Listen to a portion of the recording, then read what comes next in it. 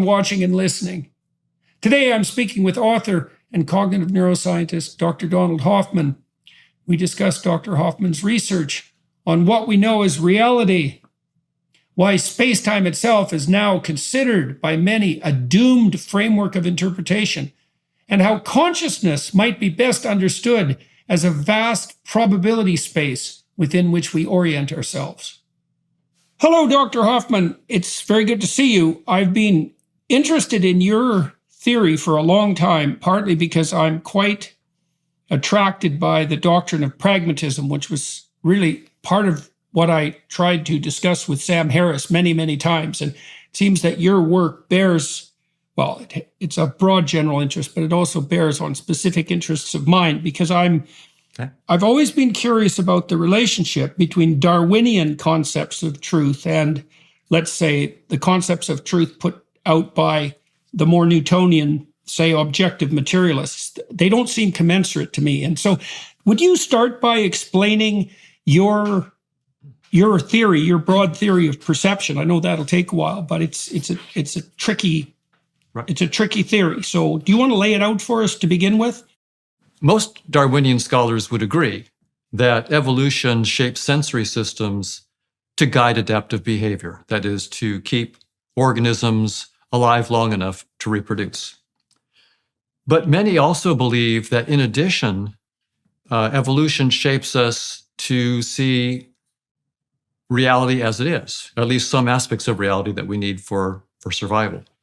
So that's often among my colleagues in studying evolution with natural selection. They'll say, yeah, seeing the truth will make you more fit in many cases. And so even though Darwin says it's, evolution shapes sensory systems just to keep you alive long enough to reproduce, many people think that seeing aspects of reality as it is will also make you more fit and make you more likely to reproduce. So I decided with my graduate students a few years ago to look into this. And there are tools. Darwin's theory is now a mathematical theory. We have the tools of evolutionary game theory that John Maynard Smith and others invented in the 1970s. And so it's a wonderful theory. So Darwin's ideas can now be tested with mathematical precision. And I thought that maybe what we would find is that, evolution tries to do things on the cheap. It doesn't, if you have to spend more calories, then you have to go out and kill something to get those calories. And so there are selection pressures to do things cheaply and quickly, and heuristics. And so I went into it thinking that maybe that would make it so that many sensory systems didn't see all of the truth, but I just wanted to check and see what would happen. To my surprise, when we actually started studying this, there came up principles that made me realize that the chance that we see reality as it is on Darwinian principles is essentially zero. And that was a stunning why zero? Result for me. Why zero is a very low number. So why zero? That's right. So, and it's a bit technical, but in evolutionary theory, in the evolutionary game presentation of it, you think of evolution as like a game, and in a game, you're competing with other players and you're trying to get points. Now, in the game of evolution, the way it's modeled is there are these fitness payoff functions, and those are sort of the points that you can get for being in certain states and taking certain actions. And so these fitness payoffs are what guides the selection. They guide the evolution. And so we began to analyze those fitness payoffs, right? The fitness payoffs, to be very concrete about a fitness payoff, suppose that you're a lion and you want to mate. Well, a steak won't be very useful for you for that process, right? You'll have very little fitness payoff for a steak if you're a lion looking to mate. If you're a lion that's looking to eat and you're hungry, then of course the steak will have high fitness payoffs for you. So fitness payoff depends on the organism. Like a lion versus, say, a cow. A steak is of no fitness payoff for any cow for any purposes. Quite the contrary. Whereas it could be quite the contrary. That's right. So the fitness payoff depends on the organism, its state, hungry versus sated, for example, and the action, feeding, fighting, fleeing, and mating, for example. So these fitness payoffs are functions of the world. They depend on the state of the world and its structure, and the organism, its state, and its actions. So they're complicated functions. And in some sense, you could think that there's just effectively one fitness payoff function. There's this one big fitness payoff function which handles the world and all possible organisms, all possible states and actions. So there's a big fitness payoff. The question is, but we can think about it as many fitness payoffs if we want to as well. The question is, suppose then, so this fitness payoff function, it takes as its starting point the state of the world, right? That's the domain of the function. And the range of the function might be the fitness payoff value, say from 0 to 100. 0 means you lose, 100 means you did as good as you could possibly do. So 0 to 100, say. So it's a function from the state of the world, cross organism, into state and action, into this number, from 0 to 100 to 0 to 1,000, whatever you want to use. So the question then is, does this function preserve information about the structure of the world? Right? This is the function that's guiding the evolution of our sensory systems. So does this function, if the function is what mathematicians call a homomorphism, a structure-preserving map. So, for example, the world might have an order relationship, like 1 is less than 2 is less than 3, like a distance or a distance metric or something like that. Then to be a homomorphism would mean that if things were like in a certain order in the world, the function would take them into that same order or some homomorphism of that order onto the states of the payoffs. So that's the technical question. What is the probability that a generically chosen payoff function will be a homomorphism of a metric or a total order or a partial order or a topology or measurable structure? Any structure that you can imagine the world might have, you can ask, what is the probability that a generically chosen payoff function will preserve it? If it doesn't preserve it, there's no information in the payoff function to shape sensory systems to see that truth, to see that structure of the world. So what's remarkable is that evolutionary theory is indifferent about the payoff functions. They don't say they have to be a certain shape. In other words, every fitness payoff function that you could imagine is on equal footing on current evolutionary theory to every other one. There's nothing in Darwin's theory that says these are the fitness payoff functions and this is their structure. So what we had to do then is to say, okay, we have to just look at all possible fitness payoff functions and ask how many of them, what fraction of these payoff functions would preserve a total order or a metric or a measurable structure or whatever it might be. And here's the remarkable and in retrospect obvious thing. For a payoff function to preserve a structure like a metric or a total order, it must satisfy certain equations.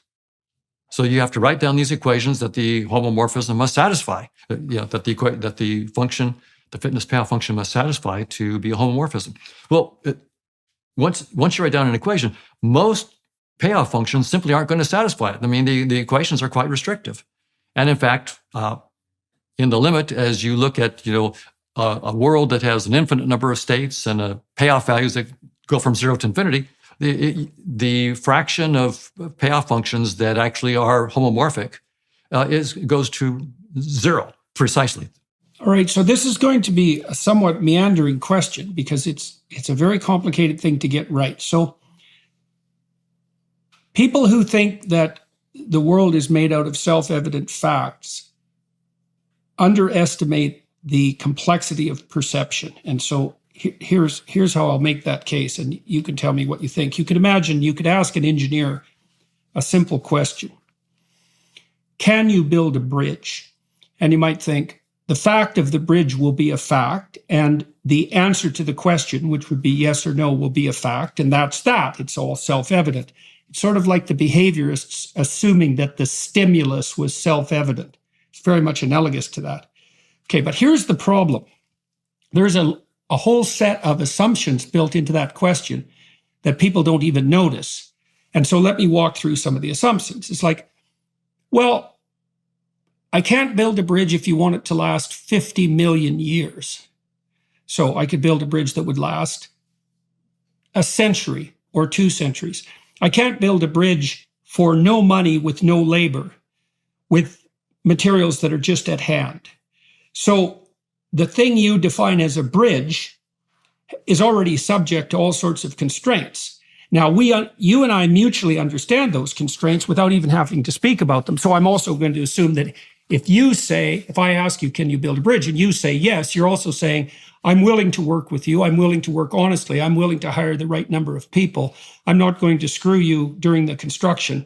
The bridge that we build, we both understand that human beings will be able to walk across it, and as many as will fit on the bridge without the bridge falling down, and also cars, and that means it'll have to be about the same width as a car or a truck, or 4 lanes of cars or trucks, and it'll have to abide by all the building codes and so forth. There's so many constraints in that question that it would take you an unlimited amount of time to list them all, and you don't, because you're talking to an engineer and he's a human being like you, enculturated like you. And so he understands the world like you do. And so there's 100 million things you don't have to talk about.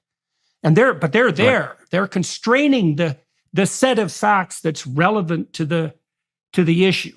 And they're constraining them seriously. Okay, so now those constraints, those are nested in an even higher order set of constraints, which are Darwinian.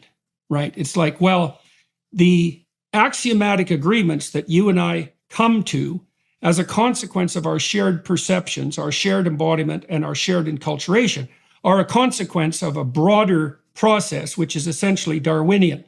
Now, that Darwinian set of constraints is instantiated in motivational systems in part. So we might say, well, anything that you and I do together will have to be done well, taking into account hunger and anger and fear and pain, the whole emotional potentiality of people, plus our fundamental motivational systems. The manner in which we lay out this particular task will have to satisfy all that. Now, that's also unspoken. Now, when you talk about evolutionary game theory and pragmatic constraints, let's say, you talked about the lion who wants to mate and not eat. You're referring to one motivational system or another, one governing sex per se, and the other governing hunger. And then the manner in which the lion is going to perceive the world, or the manner in which we're going to perceive the world, is going to be bounded by the operation of that motivational system. And the perception is going to be deemed sufficient if, when we enact it, the motivational system is satiated. Fair enough?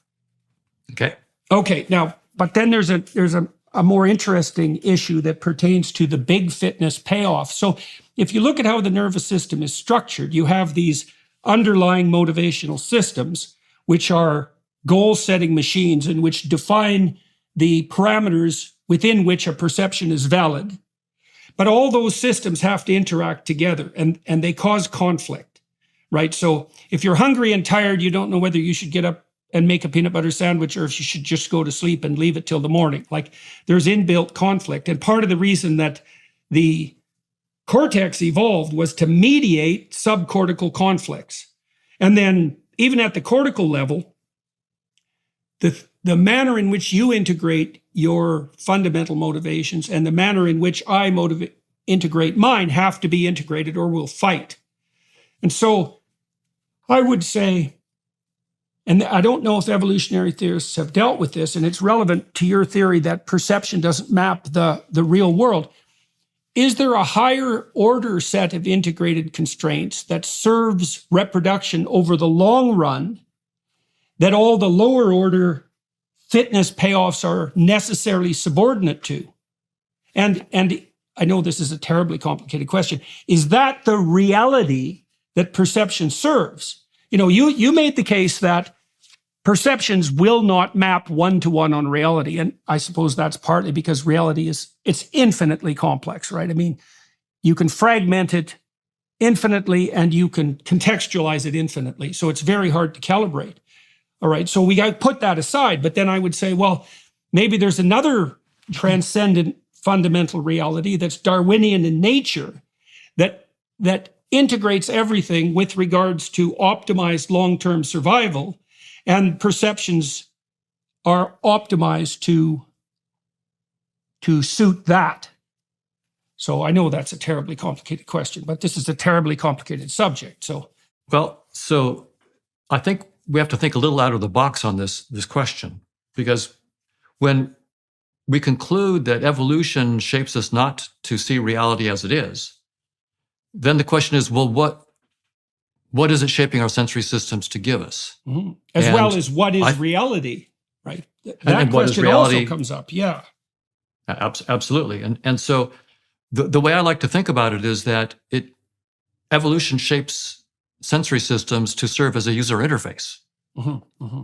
So like the desktop on your computer, for example. So when you're actually working on a computer, in this metaphor, what you're literally doing is toggling millions of voltages in a computer, in circuits. And you're having to toggle them in very specific millions of them in exactly the right pattern. Well, if you had to do that by hand, if you had to deal with that reality and interface with that reality, one voltage and get it it'd take you forever, and you probably wouldn't get it right, and you wouldn't be able to write your email or edit your picture, or whatever you're doing on your computer. So what we spend good money, and people spend a lot of time building interfaces that allow you to be ignorant, completely ignorant. Most of us have no idea what's under the hood in our laptops. We have no idea. We know that there's circuits and software, but most of us have never studied it. And yet we're able to very swiftly and expertly edit our images and send texts and emails and so forth without having any clue, literally no clue, what's under the hood, what's the reality that we're actually toggling. And so it seems that that's what evolution has done for us. It's given us an incredibly dumbed down interface. We call it space and time and physical objects. So we think of space and time as the fundamental reality, and physical objects as truly existing in that objective reality. But it's really just, in this metaphor, a virtual reality headset. We've evolved a virtual reality headset that utterly hides the very nature of reality, and on purpose, quote unquote, on purpose, so to speak, right. Because it would be we drown in the complexity, functional. Right? You drown in the complexity. Okay, so some evidence for that, as far as I'm concerned, is the following. I mean, first of all, if you look at a desktop, it consists, let's say, in part of folders.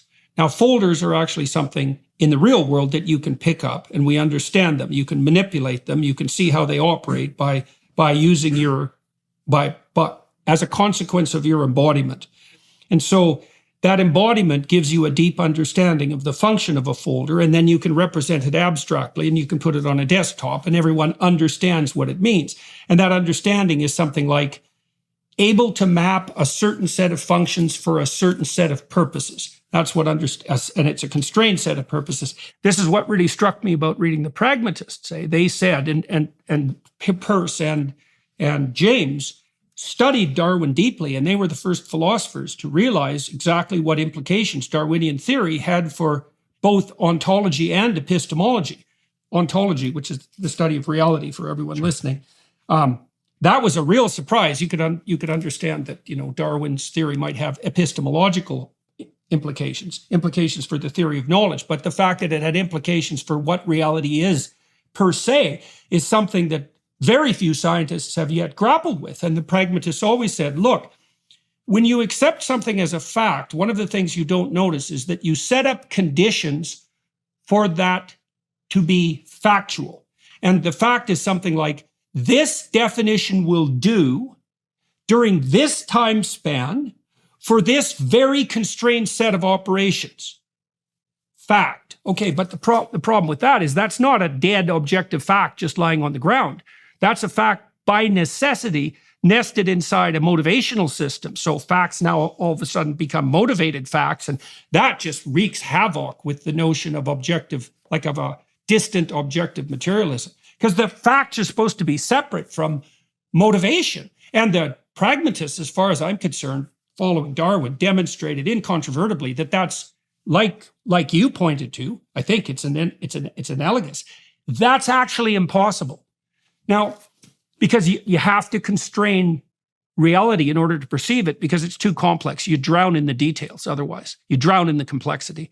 Now, you made the claim, and I want to interrogate this a bit, that there's really no direct relationship, let's say, between the desktop icon that you think is an object when you look at the world and the actual world. But let me offer you an alternative and tell me what you think about this. So there's this idea, this is a weird way of approaching this, but I'm going to do it anyways. There's a very strange stream of primarily Catholic thought, I believe, that tried to wrestle with the idea of how God could become man. So because God, of course, is infinite and everywhere, and man is finite and bounded. And so the question is, well, how do you establish a relationship between the infinite and the bounded? And that's analogous to the same problem that we're trying to solve. And they came up with this hypothesis of kenosis, which means emptying.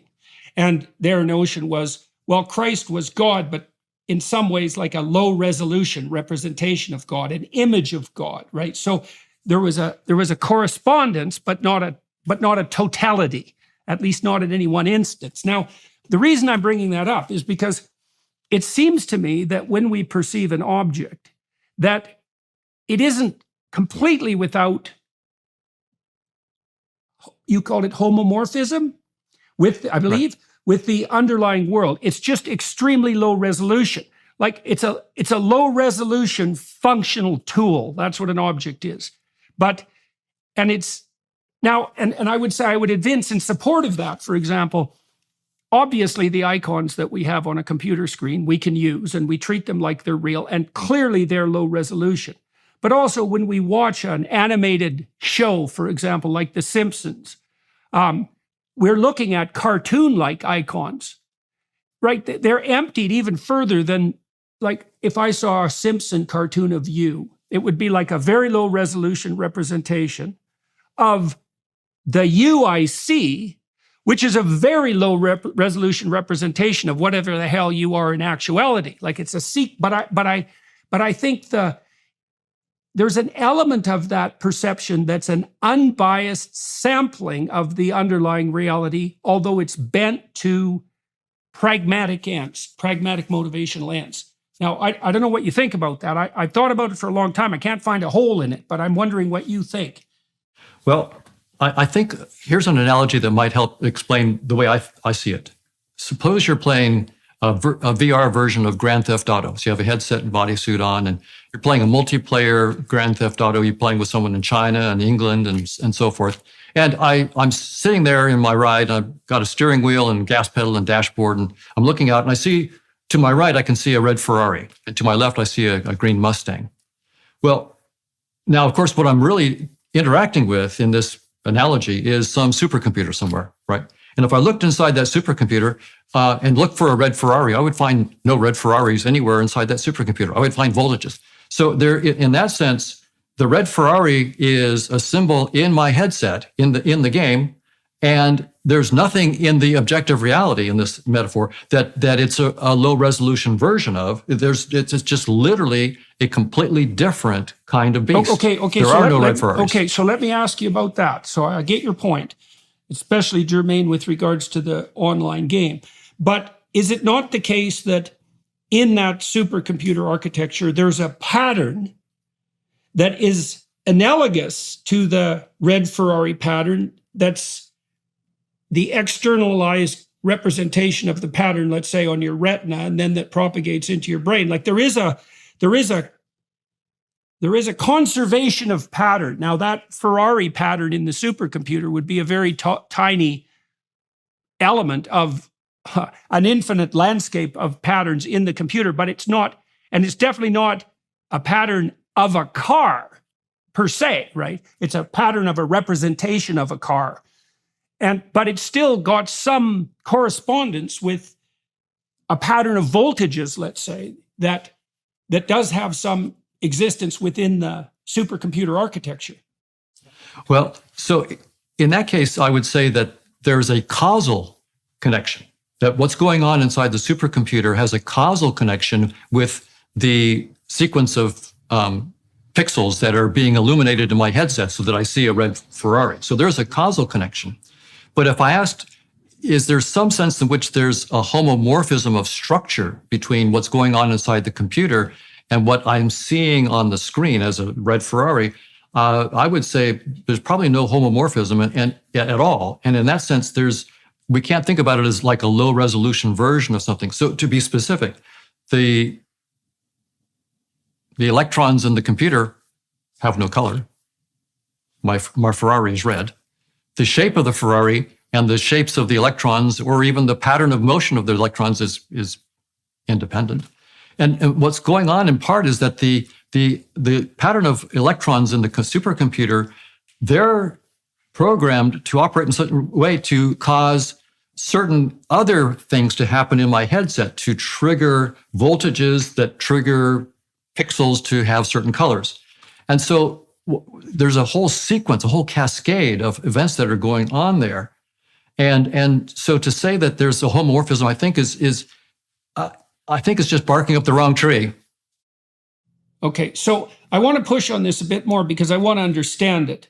All right, so I'm going to do that from two angles. The first is that in the supercomputer architecture, let's say, there are levels of potential patterning ranging from quantum, subatomic, atomic, molecular, etc., all the way up to the apprehensible phenomenological world, multiple layers of potential patterning.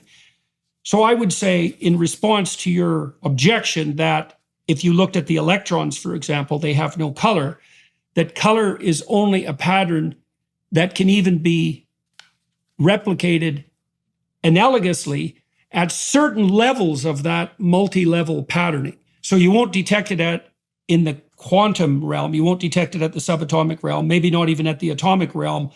You detect it at the level of patternings of molecules at one level and then not above that. It'd be a very specific level. So it could still be there even though it wasn't propagating through the entire system. And then I want to add another twist to that I think is relevant. So I was talking to a biologist last week about how the immune system functions. And basically, the way that it functions, you imagine there's a foreign molecule in your bloodstream and it's got a shape. Well, it has an endless number of very complex shapes that make up its surface.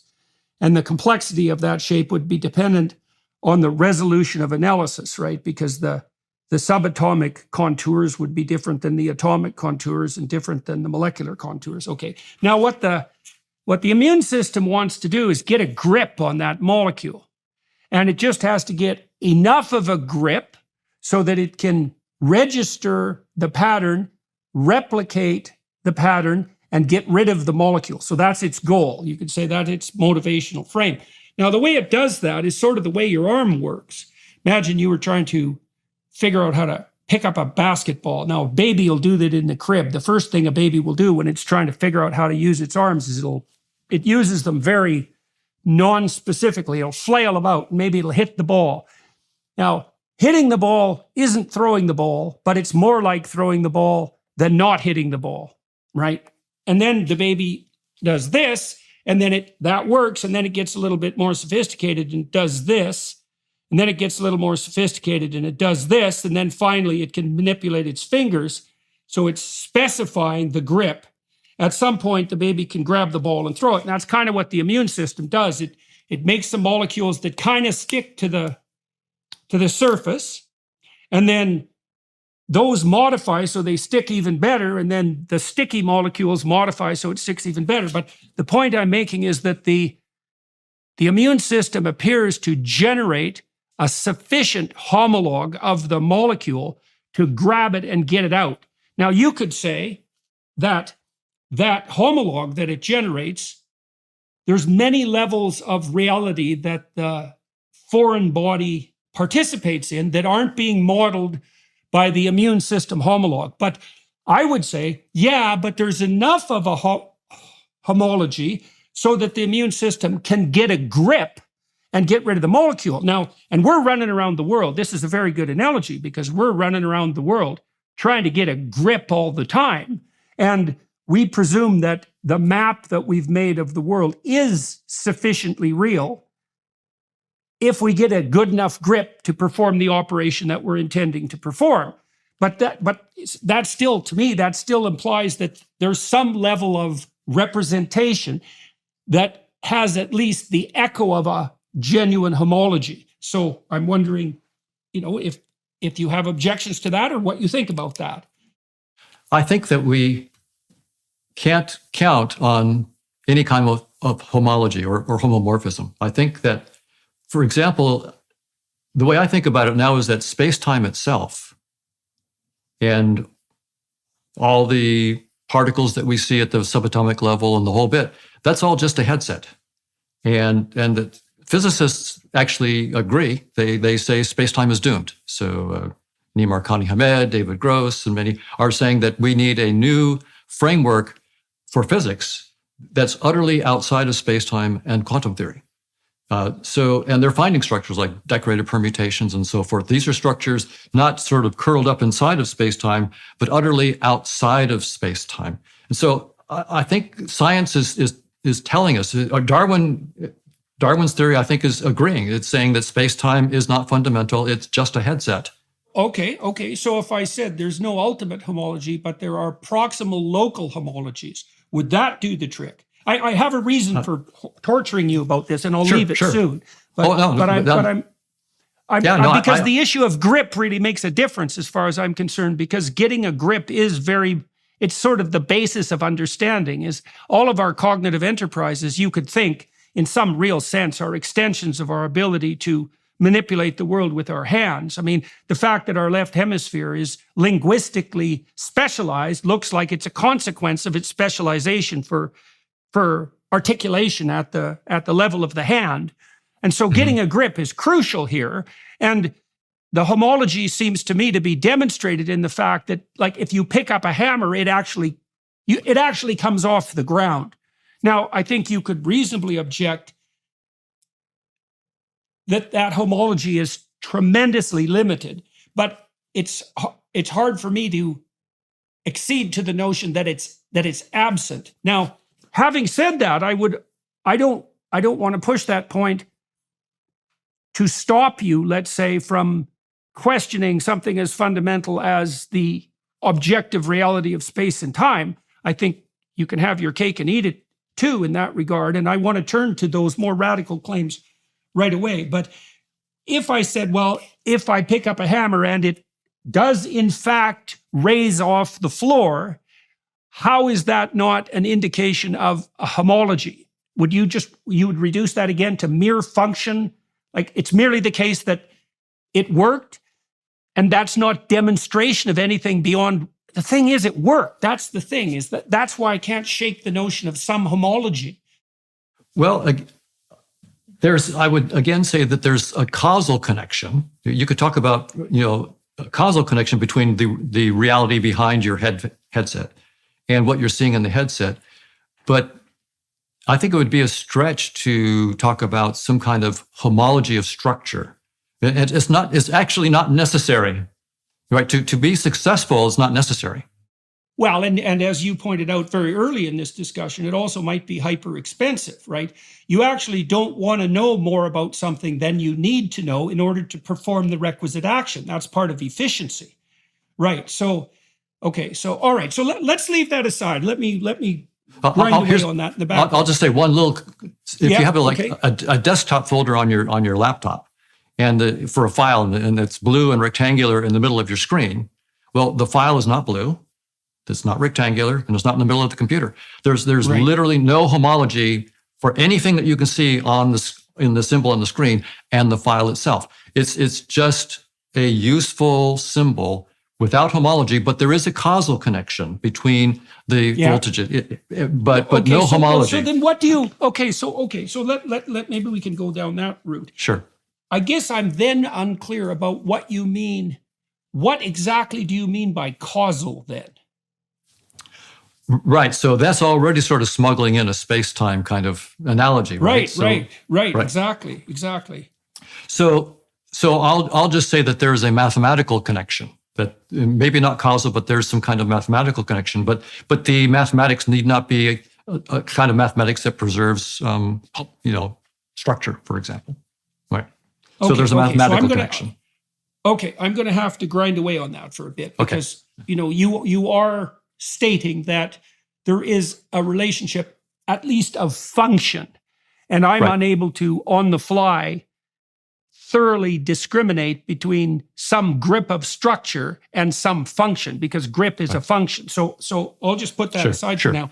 Let's go on to consciousness itself. Now, you said a variety of very radical things, including criticizing the entire notion of space and time, and so we'll delve into that. But I want to tell you something that I learned from reading mythology, and I want you to tell me how that relates, if at all, to the way that you're conceptualizing consciousness, which is obviously not the way that people generally conceptualize it. Okay, so I've read a lot of different mythological accounts, and I've studied a lot of analysis of mythological accounts. And I think I've been able to extract out commonalities and regularities across the methods of assessment. And I think I've been able to triangulate them against findings from neuroscience, let's say the neuroscience of perception. Now, the mythological stories that represent the structure of reality proclaim, you could say, that there are three interacting fundamental causal agents or structures. Causal agents is probably a better way of thinking about it. There's a realm of potential from which order can be extracted. That's often given feminine symbolism, the realm of potentiality. And I think that's because feminine creatures are the creatures out of which new creatures emerge. So there's a deep analogy there. So there's a realm of potentiality. Then there's a realm of a priori order. That's often given patriarchal or paternal symbolism. That's the great father. And so if you read a book, let's say, the book offers you a realm of potentiality, which is the multitude of potential interpretations that the book consists of. But then you impose an order on that that's a consequence of, well, every book you've ever read and every experience you've ever had. And the book itself is a phenomenon that emerges as a consequence of the interplay between the interpreter and the realm of potentiality. Okay. Then there's one additional factor, which I think is identical to consciousness itself. It's associated in mythology with the sun that sets and then rises triumphant in the morning. It's associated with the conquering hero. And it's the active agent that transforms this infinite potentiality into concretized reality. It literally makes order out of chaos. That's the right way to think about it. And that as conscious beings, we partake in that process. In fact, that process is our essence, and that's what makes us made in the image of God, let's say, but also instantiated with something like intrinsic value. Now, you have a very strange concept of consciousness. And so, partly because you're attempting to make the case that what we think of as objective reality, so that's just the facts, ma'am, objective reality is actually an emergent property. Tell me if I've got this wrong. It's actually an emergent property of consciousness itself. And so that in your scheme of things, consciousness is more fundamental than objective reality. It isn't even obvious in your scheme that objective reality, so to speak, exists. So tell me how you've grappled with the relationship between consciousness and the world as such. What have you concluded? Darwin and physics, high energy theoretical physics, agree that space-time is doomed. It's not fundamental reality. And the search is on in the last 10 years among physicists to find structures entirely beyond space-time, not curled up inside space-time, beyond space-time. And they found structures I mentioned, like the decorated permutations, amplituhedron, and so forth.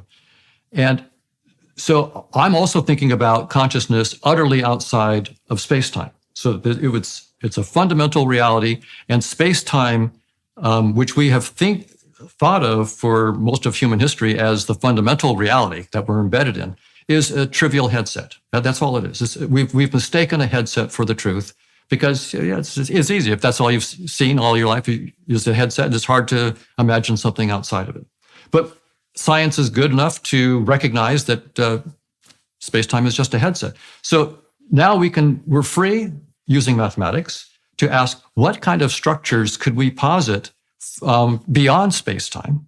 And in my case, I'm trying to also deal with the mind-body problem. How is consciousness related to what we call the physical world? So I've decided to try to get a mathematical model of consciousness. Now, of course, spiritual traditions and humanity for thousands of years has thought about consciousness and so forth. But as a scientist, what I want to do, of course, is listen to their insights, but I need to write down as minimal a mathematical structure as I can to boot up a completely rigorous theory.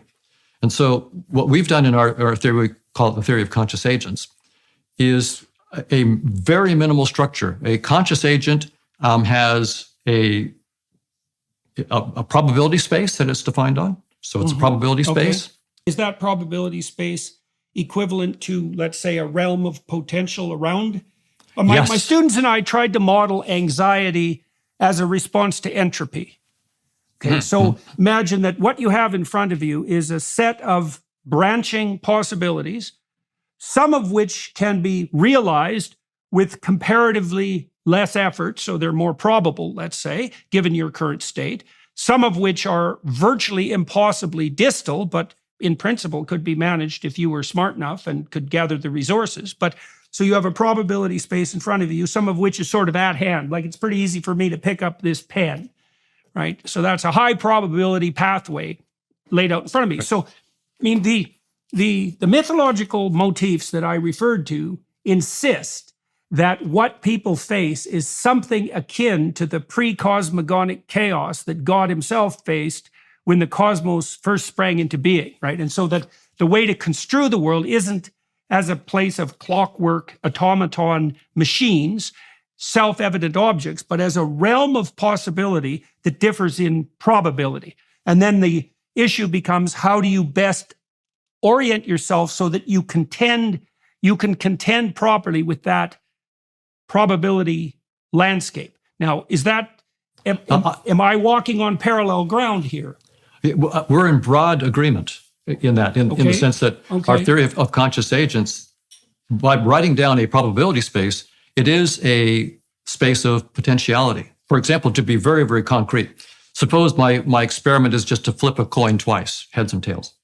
Well, what's my probability space? Well, I could get heads, heads, heads, tails, tails, tails, or tails, heads, right? So there's four possible. Or it could land on the edge. Yeah, right. So, yeah. Well, then I'd have to increase my probability space to, if I wanted to include that. But now notice, I write down the probability space first, but I haven't flipped my coin yet. So it's the space of potential outcomes of things that I can do, and that's what probability spaces are. And so, So when I write down a probability space for consciousness, it's a probability space in which I'm thinking about, in the first instance, that it's about what is the probability of this. I'll experience green, or mint, or the sound of a trumpet, or so all these different conscious experiences. So the probability space is a space of all possible kinds of conscious experiences that this particular agent might have. And you can imagine that for some agents, maybe they're simple. They only have the experience of red, period. That's it. That's all this agent has, red. The other one can experience red and green. And the other one can have 10 trillion experiences. You could imagine agents with, and then they can be related, right? Well, maybe the red agent can be thought of as a subspace of the one that says red and 10 million other things. So we can now... Right. Depends on how articulated the organism is, right? So the simpler organisms, exactly, the probability space around them collapses. That's right. And so, right. And so all the infinite number of potential probabilities that we see in front of us just collapse into maybe 5 choices, something like that. And sometimes, Okay, so Carl Friston, so this is quite interesting. So I talked to Carl Friston about emotion, about hope, positive emotion, let's say, incentive reward, positive emotion. So positive emotion in that sense is a reward that signals advancement towards a goal. Now, I'd already been conceptualizing with my students, as had Friston, anxiety as a marker for the emergence of entropy. But Friston pointed out, now, and I want to make a connection between his thinking and yours here. Friston pointed out that you can map positive emotion with respect to entropy too, because if you're looking for a desired outcome, so imagine you're trying to get a grip on the world to bring about a certain reality. If you see yourself making a step towards that end such that the number of potential pathways to that end decreases somewhat, that produces a dopamine kick. And that's a signal of reduced entropy in relationship. And it seems to me that entropy is always calculated in relationship to a goal, right? You're saying, well, how entropic is the current space? And you can't answer that. You have to say, how entropic is the current space in relationship to the ordered state that I'm trying to bring about as a consequence of my actions? And then now and then you'll stumble across something that blows up in your face, let's say. Like, I've always thought about this, like imagine you're driving your car to work. Okay, and you might say, well, what is your car? And the objective materialist would say, well, it's a enclosed shell with 4 tires. It would give you a materialist description. But I would say, no, that's not how your nervous system is responding at all. Your nervous system, for your nervous system, the car is a conveyance from point A to point B. So it's a tool. And it's a tool that signifies zero entropy, essentially, as long as it performs its function. And then let's say your car breaks down and now you're on the side of the road. Now what happens to you is the probability space around you, I would say it becomes more distal. Any of your desired goals become more expensive and harder to compute, right? What's wrong with my car? Was I an idiot for buying that car? Am I generally an idiot? Am I going to get in trouble with my boss? What's going to happen to the rest of the day? What's going to happen when I go see the mechanic, right? The landscape blows into a broader range of unconstrained potentialities. And that seems to be signaled by anxiety. And anxiety then prepares your body for a multitude of potential actions. And the problem with that is that it's very physiologically costly, right? So that's stress, and that'll wear you to a frazzle. So, okay, so is any of that not in accord with the manner in which you are modeling your theory of conscious agents? Right. So in the theory of conscious agents, I should say that in addition to the probability space and the conscious experiences that it allows, there is the dynamics. It's a Markov chain, a Markovian dynamics, where you have these matrices that describe the probability. If I'm experiencing red now, what's the probability I'll experience green the next time I have an experience? So there's a dynamical, and when we do the analysis, it turns out that our Markovian dynamics need not have an entropic arrow of time. It can be a stationary dynamics in which the entropy does not increase. So entropy, right. In this realm well, of that's kind of what you hope. Right. That's one of the things that makes things constant, right? Is that you assume that the entropic transformation is negligible. That's why you can ignore things, right? When you ignore things, when you ignore almost everything, you're assuming that the entropic transformation is negligible. Well, what I'm saying is that it's possible to model a reality in which entropy doesn't increase, period. It's not ignoring anything. That's the nature of this deeper reality outside of space-time. But then it turns out to be a theorem that if you take a projection of that non-entropic, there's no arrow of time in the sense of increasing entropy of this Markovian dynamics. But if you take a projection of it by conditional probability, any projection of it, it's a theorem that you will, as an artifact of projection, have the illusion of an arrow of time. You will get an right. Is that because, well, look, if you're pursuing a pragmatic goal, things can fall apart and go wrong, and that is an increase in entropy within the universe defined by that goal. That may say nothing about entropy per se as a characteristic of broader reality. See, I've always had this issue with entropy because entropy always seemed to be by necessity subjectively defined. It has to be disorder in relationship to some posited state of order. And then you get back into the Darwinian problem at that point. Like if it's bounded by motivation, then it's encapsulated within a Darwinian space. So in terms of your conception of objects, let me try this out. So I'm looking at this teleprompter here, and you're sitting in the middle of it. Now, I'm treating that like a set of conditional probabilities, right? I'm presuming that what this machine is doing right now is very much predictive of what it's going to do in a second. And I'm predicating my perception itself on that reality. Now, it could burst into flames. Now, I feel that the probability of that is very low, so I'm not going to perceive the machine that way. Now, there are disorders, obsessive compulsive disorder is a good example, where people stop being able to reduce that probability landscape to predictable safety, and they start reacting to almost everything as if it's unpredictably dangerous. And, things are. So I had clients, for example, they would go into a building, and the first thing they would do is look for all the fire escapes. And what they asked me was, well, why don't you do that? Because the building could burn down, and people do get trapped in buildings, and that's a horrible way to die. So the mystery isn't why they did that. The mystery for them was why everyone didn't do that all the time. And I actually do believe that the great mystery is why people aren't scared out of their skulls all the time, not why they're sometimes calm. But so can you imagine an object now? The object is surrounded by a probability distribution, I would say, and that probability distribution is all the things that object might turn into in some period of time, let's say. And I would say to some degree, when you look at the object, you actually also perceive that probability space because, although I see that this teleprompter is stable, it's unstable enough and dynamic enough to provide me with a representation of you. And so I'm playing with by seeing the object and interacting with it, I'm playing with the probability space around it.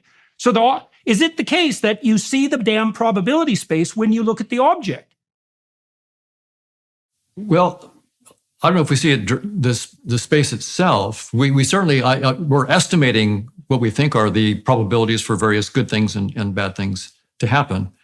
But I would say that this whole business about entropy increasing and so forth. First, I should point out that Shannon entropy, which is what we're talking about here, it turns out not to be the most general notion of entropy. There are mathematicians and physicists are looking at broader definitions of entropy. There's something called the Thales entropy and others. So there are technical reasons for why, Shannon entropy is great and is very, very useful. And when I was talking about the entropy of our dynamical systems and not having, increasing entropy, I was talking about Shannon entropy, but there are more general notions of entropy that are important. So I would say that the whole structure of needing to estimate probabilities and worrying about outcomes and rewards and so forth, from the point of view of our dynamics of conscious agents, all of that, in fact, all of Darwinian theory is an artifact of projection. So here's a dynamic of conscious agents outside of space-time. There need not be any competition, no limited resources, no arrow of time. And yet, when I take any projection of that dynamics to get a new Markovian dynamics that has lost just a little bit of information, I will have an arrow of time, and it can look like separate organisms competing for resources and so forth. In other words, I love Darwin's theory of evolution of natural selection is very powerful. I think the entire theory is not a deep insight into reality. I think it's an artifact of projection. The very arrow of time, think about the arrow of time. It is the fundamental limited resource in evolutionary theory. Time is the fundamental limited resource.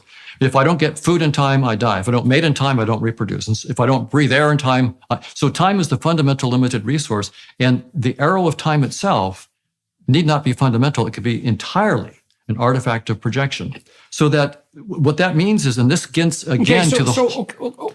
Okay, well, then I'd like to know, this is back to the most fundamental possible question we could be describing is, well, what's the nature of reality itself? When I was debating with Sam Harris, we got hung up on this consistently because I wasn't willing to use the same definition of truth that he was. He uses an objective materialist definition, and I think that, truth flies like an arrow, let's say. It's got a functional element to it that you cannot eradicate. There's no way out of that with an objective materialism, as far as I can tell.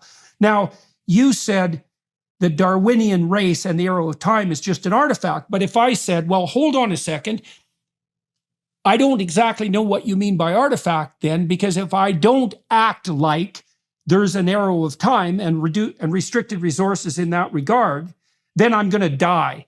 and that's real enough for me. You might even say, well, my death has little to do with the fundamental structure of reality, but I would say, well, it has enough to do with it, so it happens to concern me.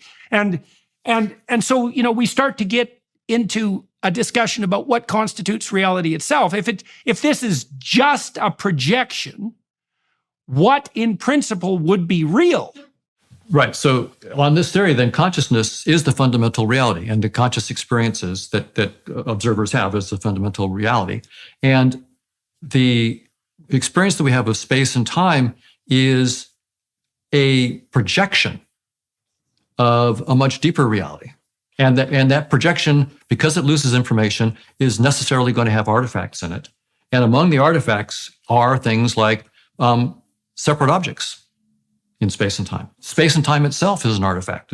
So one reason I'm not a materialist is because our best materialist theories, namely evolution by natural selection and also quantum field theory and Einstein's theory of gravity, they tell us that space-time has no operational meaning at 10 to the minus 33 centimeters or 10 to the minus 43 seconds. In other words, our theories, our scientific theories that are the foundation of our materialist ideas, tell us precisely the scope and the limits of materialism. Materialism, that kind of materialism, is fine down to the Planck scale, 10 to the minus 33 centimeters. And after that, it completely falls apart. It's utterly... It's irrelevant. That's right. The space-time physicalist matter kind of materialism falls apart, and it's not because of religious ideas. I'm saying that it's I'm just listening to the science. Science tells us space-time has no meaning beyond the Planck scale, and that's why the avant-garde high-energy theoretical physicists are now looking for structures entirely outside of space-time, not curled up inside space-time, entirely beyond. So it's in that sense that materialism. And by the way, I should say this about all scientific theories. My view about all scientific theories is that each scientific theory starts with certain assumptions, the premises of the theory, and it says, if you grant me those assumptions, then I can explain all this wonderful stuff. Okay. So how did you come to that conclusion? Because this is. I've been trying to wrestle with this with regards to, say, the potential relationship between the integrity of the scientific process and an underlying transcendent ethic. So I think, for example, I talked to Richard Dawkins about this a little bit, although we didn't get that far for a variety of reasons. But I think that to be a scientist, there's certain things that you have to accept on faith. These would be equivalent to those axioms. And I'm not talking about necessarily a scientific theory here, as you were, but the practice of science itself. So, for example, you have to act as if there is truth. You have to act as if the truth is discoverable. You have to act as if you can discover it. Then you have to act as if you discovering the truth and communicating it is good. And none of that is provable scientifically. You have to start with those axioms before you can even make a move. And it could be wrong, we think that delving into the structure of the world with integrity is redemptive. We think that knowledge is useful pragmatically, but, we've invented all sorts of things that could easily wipe us out, the hydrogen bomb perhaps being foremost among those. And so the evidence that set of claims is true is sorely lacking, or you could say it's 50-50. That's another way of thinking about it. But I'm very curious about how you came to the conclusion that scientific theories themselves have to be axiomatically predicated. How did you walk down that road? Because that's not a road that very many people walk down. Well, if you just look at any scientific theory, say Einstein's theory of special relativity, he says, let's start with two assumptions, that the speed of light is universal for all observers, and that the laws of physics are the same in all inertial frames. He says, if you grant me those two miracles, then then away we go. And you get Minkowski space. Does the same thing, and so does Riemann. And Darwin starts off and says, grant me that there are organisms in space and time and resources, and these organisms are competing for resources. Now I can give you a theory. So if you just look at any scientific theory, a good theory will make explicit the assumptions. But if it's not, you can find what the assumptions are. So there's no theory. Okay, so there's no theory of everything. Do you think that is there any difference between, technically, I'm thinking philosophically, I don't see any difference between the claim that a given theory has to have axioms that aren't provable from within the frame of that theory. That's Gödel's theorem, as far as I could tell, applied much more broadly.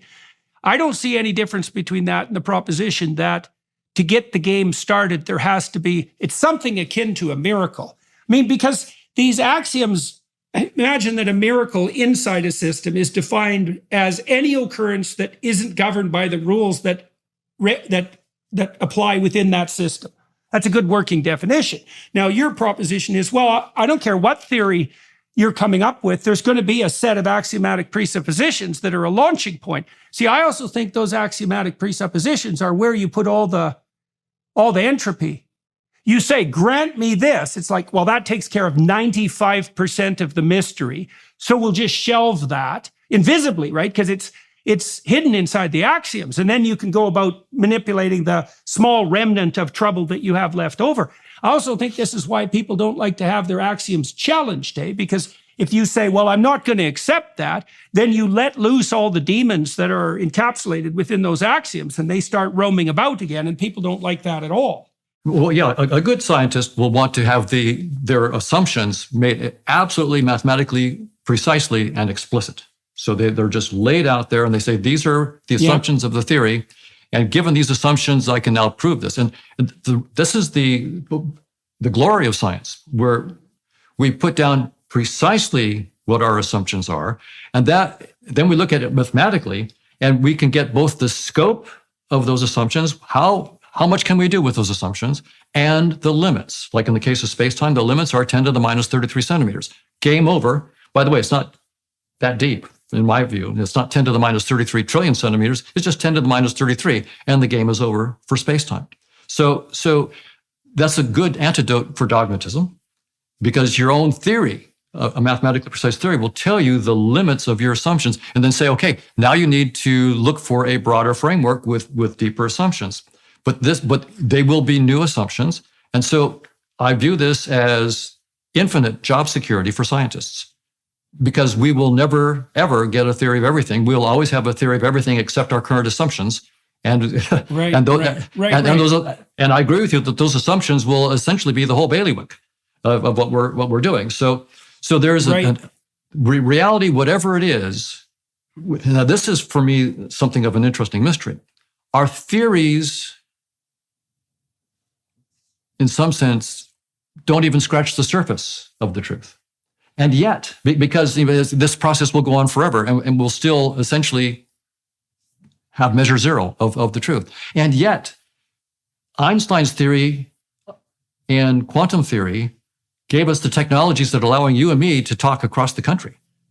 Right? Well, so you could say that partly what's happening there is that the more sophisticated the theory, the broader range of probable states of any given object or system of objects can be predicted.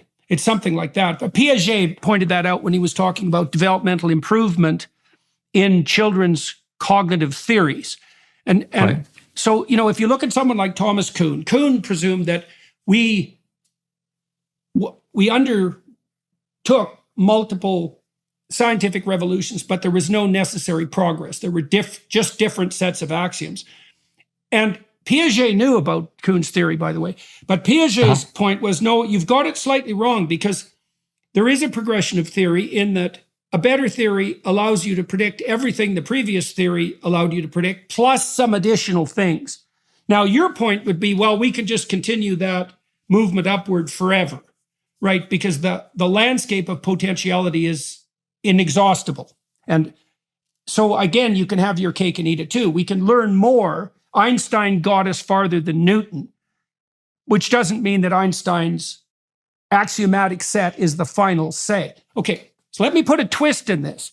Okay. I've been thinking about this recently. I'm writing a new book, and one of the things I'm doing in that book is doing an analysis of the story of Abraham.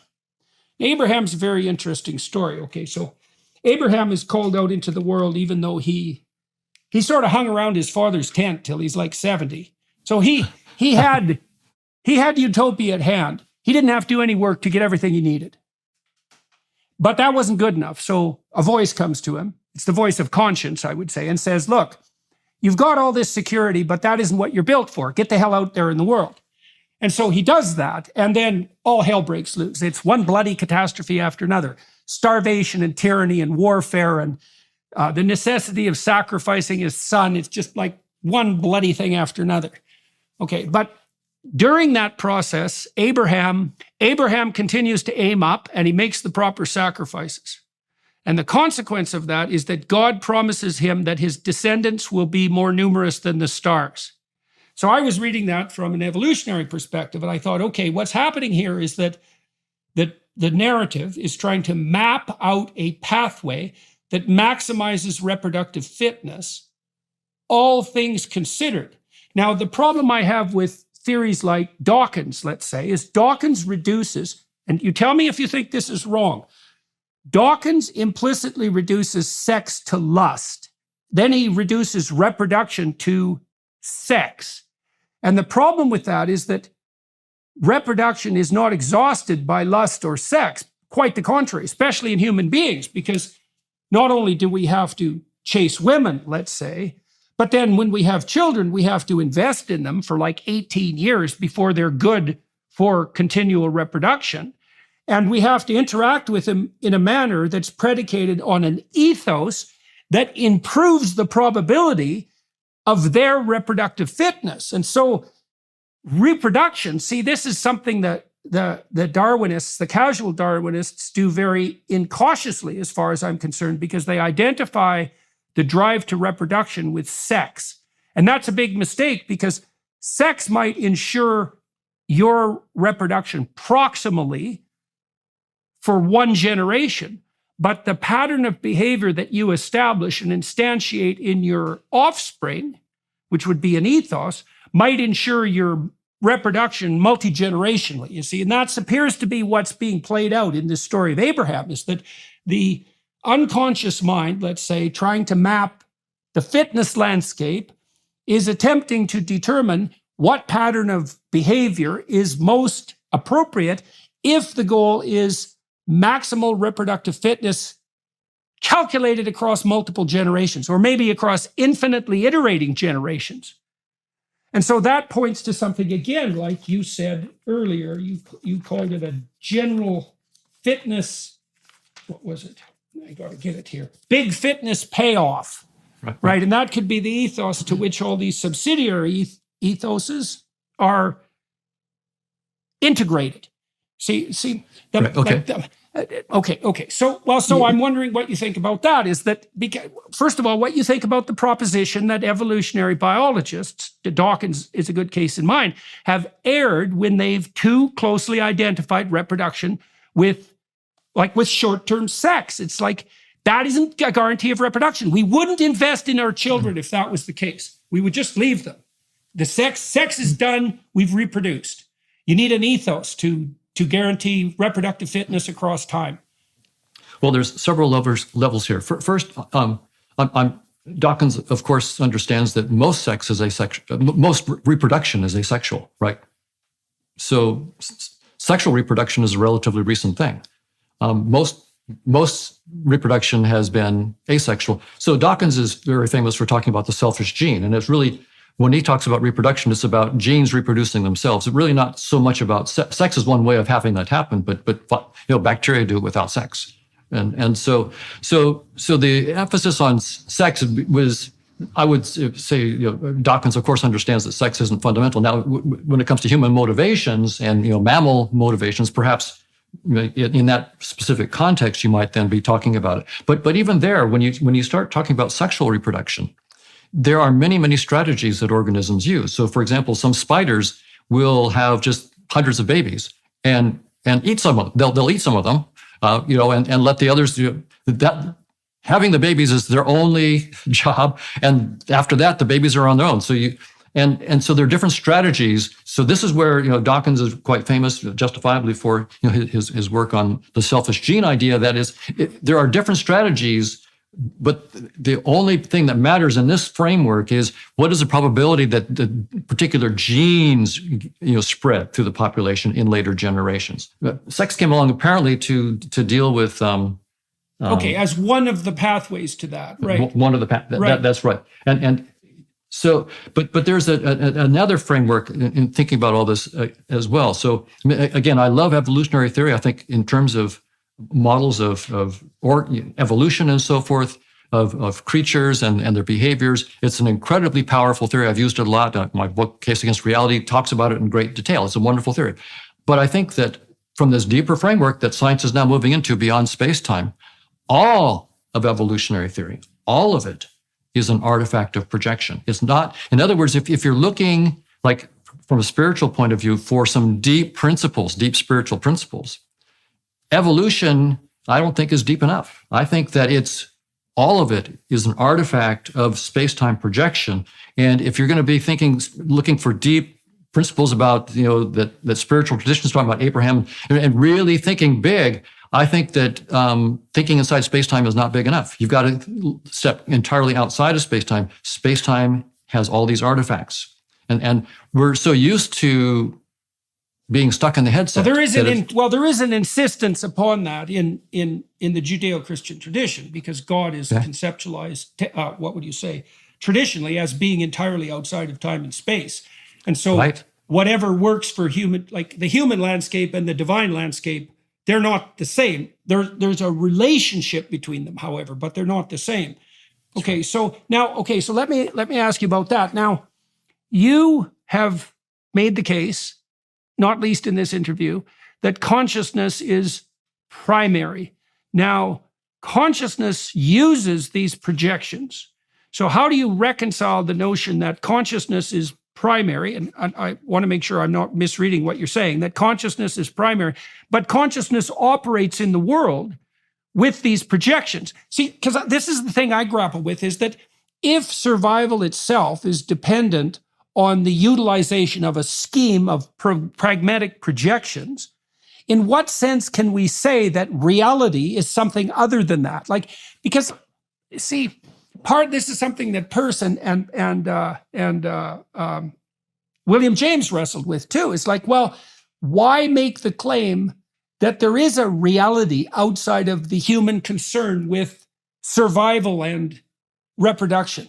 And if consciousness is the primary reality and it's using projections to orient itself so that it can survive and reproduce in the biological sense, how can you even begin to put forward a claim that there is a reality that transcends that? Like, on what grounds does it transcend it? In relationship to what? Right. So these are deep waters. And the idea that I'm playing with right now is that this consciousness there's one ultimate infinite consciousness. And what is it up to? Knowing itself. But how do you know yourself? Well, there are certain theorems that say that no system can actually completely know itself. Right. So if this one infinite consciousness wants to know itself, all it can do is start looking at itself through different perspectives. So putting on different headsets. So space-time is one headset. Right. And from that perspective, so this is a projection of the one infinite consciousness. And in that perspective, it looks like evolution by natural selection. It looks like quantum field theory and so forth. And it looks like I need to play the game this way. But this is a trivial headset. Okay. This is actually, I think, one of the cheaper headsets. Okay. That's very interesting. Okay. So one of the things, while writing the book that I'm writing now, I've been walking through all these biblical narratives. And one of the things they do, every single narrative provides a different characterization of the infinite. There's no real replication. It's like, well, here's a picture of the divine, and here's another one, and here's another one, and here's another one. Now, there's an insistence that runs through the text, this unites the text, that those are all manifestations of the same underlying reality. But it is definitely the case that what's happening is that these are movies, so to speak, shot from the perspective of different directors. And it does seem to me akin to something coming to know itself. There's this ancient Jewish idea. It's like a Zen koan. It's a great little mystery. It says, so here's the proposition. So God is traditionally imbued the following characteristics: omniscience, omnipresence, and omnipotence. What does that lack? And you think, well, that's a ridiculous question because by definition that lacks nothing. But the answer is limitation. That lacks limitation. And that's actually the classical explanation for God's creation of man, is that the unlimited needs the limited as a viewpoint. It has something to do with the development of, as you pointed out, I believe, it has something to do with the possibility of coming to, it's something like conscious awareness. You see this in T.S. Eliot too. I don't remember which poem, where he talks about coming back to the point of origin, which is like the return to childhood, that heavenly notion that to enter the kingdom of heaven, you have to become as a little child. It's like, but there's a transformation there so that return to the point of origin is accompanied by an expansion of consciousness. It's not a collapse back into childish unconsciousness. It's the reattainment of what would you say? It's the reattainment of the state of play. That's a good way of thinking about it, that obtained when you were a child, but with conscious differentiated knowledge. So there is this tremendous narrative drive in the Western tradition towards differentiated, comprehensive understanding as a positive good. And that seems tied up with the continual drama between God and man. So, and I do think the scientific enterprise is an offshoot of that. That's what it looks like to me historically. So, okay, so how in the world do you survive in psychology departments given what you're thinking about? Well, I've got the mathematics. So as long as, if I was just talking this stuff without any mathematical underpinnings to it, it would be dismissed, of course. But we've in the case of the evolutionary stuff, we've published papers in the Journal of Theoretical Biology, for example, and elsewhere, where we actually put the mathematics out there. So it's peer reviewed, and I think that it's a bit surprising, I'm a minority, a small minority, but that's the way science progresses. It proceeds one funeral at a time, and it progresses by minorities of one. Exactly right. So and scientists understand that you want to have independent ideas, think out of the box, make it mathematically precise. Most of our ideas will be nonsense, including mine, but you got to put them out there and push them and see what happens. I'll say in terms of, I've gotten some stiff pushback. For example, some philosophers have published papers recently where they give the following argument against my Darwinian theory. They'll say, look, Hoffman uses evolutionary game theory to show that space and time and physical objects and organisms don't exist. Well, he's got himself what they say an unenviable dialectical situation. Either evolutionary game theory faithfully represents Darwin's ideas, or it doesn't, they say. Okay. So if it doesn't, then he can't use it to say that organisms and resources are not fundamental in space-time. And if it does faithfully represent Darwin's ideas, well, Darwin's ideas are that space-time is fundamental and there are organisms and resources. So it couldn't possibly contradict that. So either way, Hoffman is screwed, right? There's nothing he can do. And that's been published actually in high value philosophy journals. And my response is quite simple. It misunderstands science completely. Every scientific theory has, when you write it down mathematically, it has a scope and its limits. And the mathematics tells you both the scope and the limits. So, for example, just to be very concrete, Einstein's theory of gravity, right? And I think 1907 or so, he had the big idea. If I was standing on a weighing machine in an elevator and all of a sudden the cord was cut and I was in free fall, I would all of a sudden be weightless. That was his big idea for his theory of gravity. It took him years, 7 or 8 years, to actually make the mathematics, but he wrote down his field equations. So those field equations are Einstein's mathematics to capture his idea that space-time is fundamental and has certain properties. Well, a year after he published it, Schwarzschild, a German scientist, discovered that they entail black holes. And we've eventually found out that his theory entails that space-time itself has no operational meaning beyond 10 to the minus 33 centimeters. So we could use the same argument that's been used against me, against Einstein. Now look, Okay, Einstein's field equations, either they're faithfully representing Einstein's ideas or they're not. So we can use the same argument, against Einstein that have been used against my theory. Now, either Einstein's field equations capture his ideas faithfully or they don't. If they don't, then we couldn't use them to show that space-time isn't fundamental. And if they do, they couldn't possibly show that space-time isn't fundamental. That last step is the wrong one.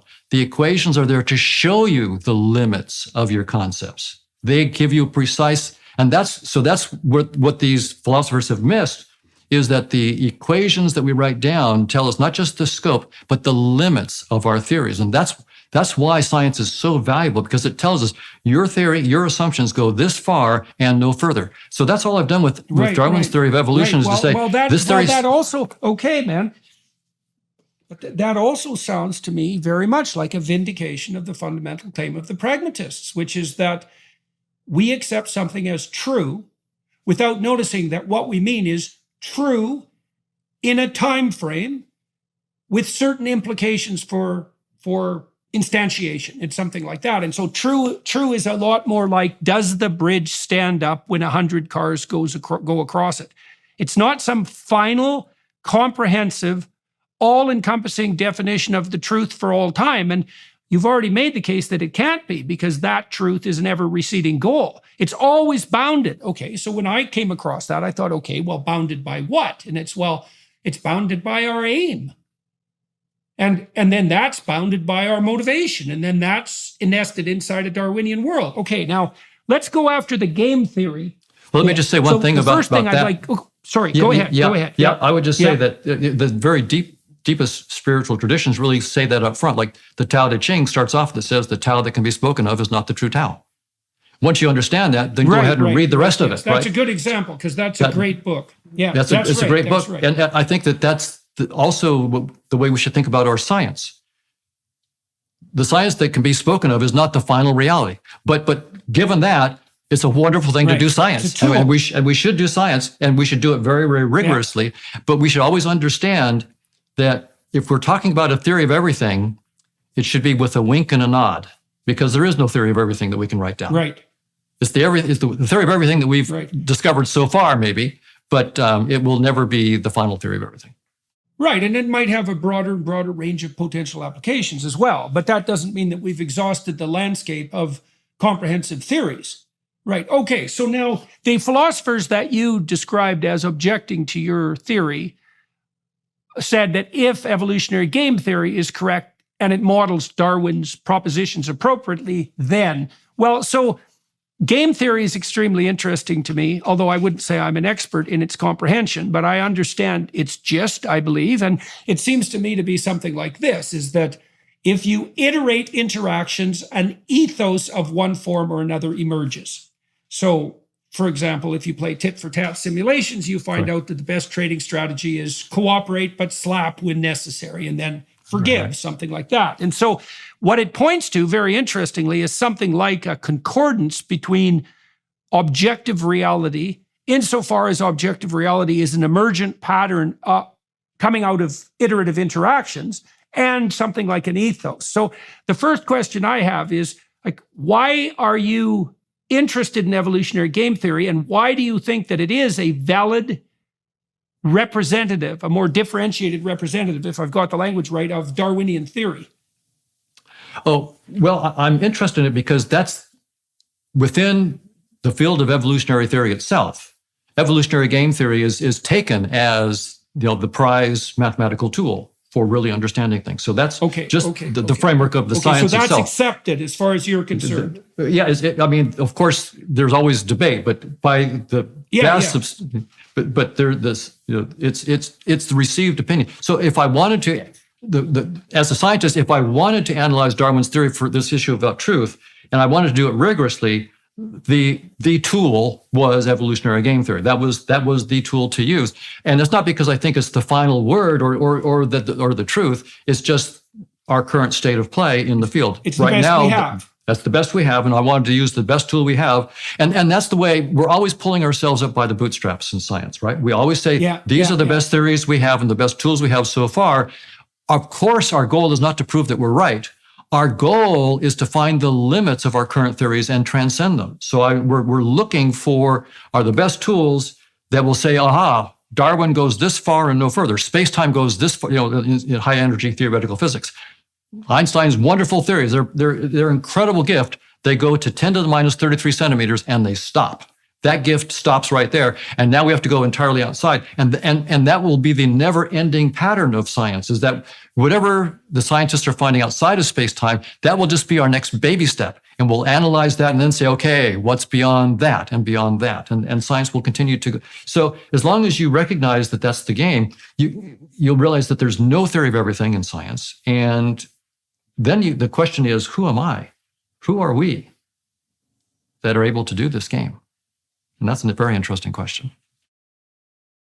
Well, there's lots of things I'd like to ask you about, but that's a pretty good place to stop. And we're damn near at an hour and 30. So I hope I have the privilege of furthering my discussion with you at some point in the not too dear future. I would like to say, is there anything in closing that you would like to bring to the attention of the listening audience, the watching audience, that you think that we needed to cover to make what we have covered comprehensible? Or is that also, in your estimation, a good place to stop?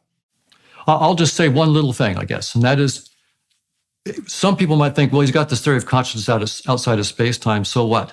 Who cares? And I would agree with that, unless I did something more. So what we're trying to do now as scientists is to say, we have this mathematical model of consciousness outside of space-time. We just published a proposal for how to actually test it. So we're going to have a projection into space-time. We're working on that projection. We'd like to model the inner structure of the proton. We would like to have a dynamics of conscious agents that projects down and gives us what's called the momentum distributions of quarks and gluons inside a proton at all the Bjork and X and Q squared, the different spatial and temporal resolutions that particle physicists have studied. So, and the reason we're going there is not because I think that's the most important application of a theory of consciousness. It's the most accessible one. That's the simplest part of our science right now. Ultimately, of course, the brain has the nice neural correlates of consciousness. We want to understand that. But that's really complicated. So we're going to go after, if we can model the proton and get it exactly right, get the momentum distributions to several decimal places, it doesn't mean our theory is right, but it does mean it can't be dismissed out of hand. And so that's what our goal is, to take a theory of consciousness, not just to airy-fairy wave our hands, but to actually get in there and predict the structure of the inner structure of the proton with great detail. If we can do that, then I would say we then can start to move up, to molecules and then ultimately to neural systems in the brain and try to understand the neural correlates of consciousness. But not the neural correlates. The brain does not cause consciousness on this model. The brain is merely a symbol inside the headset, right? So, and in fact, I would say this: neurons do not even exist when they're not perceived. Neurons cause none of our behavior, and yet I'm a cognitive neuroscientist, and I think that we should study. Neuroscience is wonderful, and we need more funding for it because it's more complicated than we thought. We thought we look inside the brain, we see neurons. That's because that's the reality. There are neurons. No, that's the interface description of something that's much, much more complicated. We have to reverse engineer neurons to this network of conscious agents outside of space-time. So we need more funding for neuroscience. It's much more complicated. So I would just a little brief. Of course, as you can imagine, I'm talking about something that could take hours to go into detail. But just to put those out there and say these are objections and people might have. So we're headed. Okay. Well, I do have one. Okay, I do have one other question, and I guess I do have to throw it out. So you have a very radical conception of consciousness. What has that done for you existentially, do you think? I mean, you're obviously thinking about the place of consciousness. Well, you're thinking about it existentially. You're thinking about the place of consciousness in the cosmos, and you regard it as a fundamental reality. So what has that done to the manner in which you contemplate your own, say, mortality or the purpose of your life? And what's that done for you on that side of things? Quite a bit. It's really hit me in the face because I'm intuitively as much a physicalist and a materialist as anybody else. I mean, I'm wired up to believe all that, and so it's come as a terrible shock to me. My whole self-image has had to change. And it's just, and I. In what direction? In what direction? Your self-image changed. What changed? Well, I thought of myself as a little object in space-time. Right. And the death of the body is ultimately the death of me. And now it's, well, our best science says that this is, my body is just an icon in a headset. So in some sense, it's just an avatar. This body is just an avatar. It's not. And so death is more like taking off a headset. So, but my emotions don't agree with that. So I've got this really interesting. Yeah, well, that's probably just as well.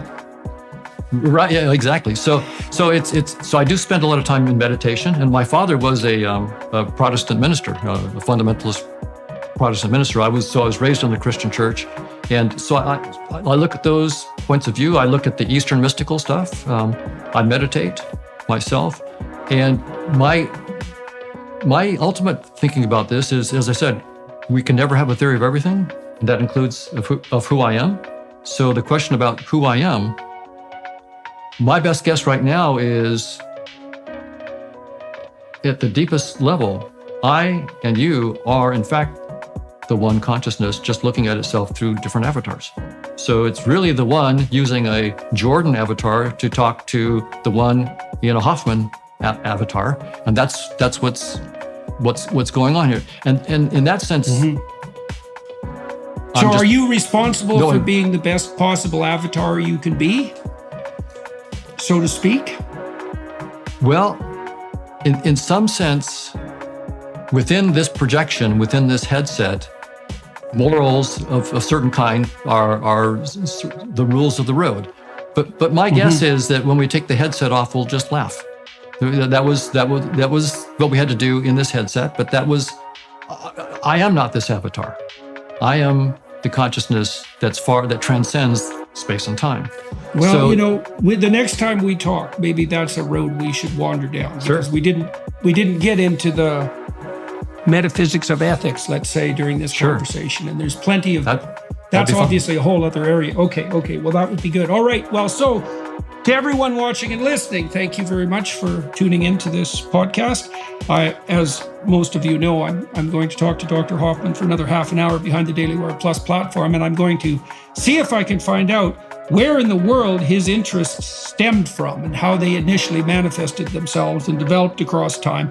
We'll do that as much as we can in half an hour. Thank you to the crew here up in Northern Ontario for journeying up here to do this podcast. Thank you, Dr. Hoffman, very much for your time today. To the Daily Wire Plus people for making this possible. That's also much appreciated. And we'll see all of you watching and listening, hopefully on another podcast. Thank you very much, sir.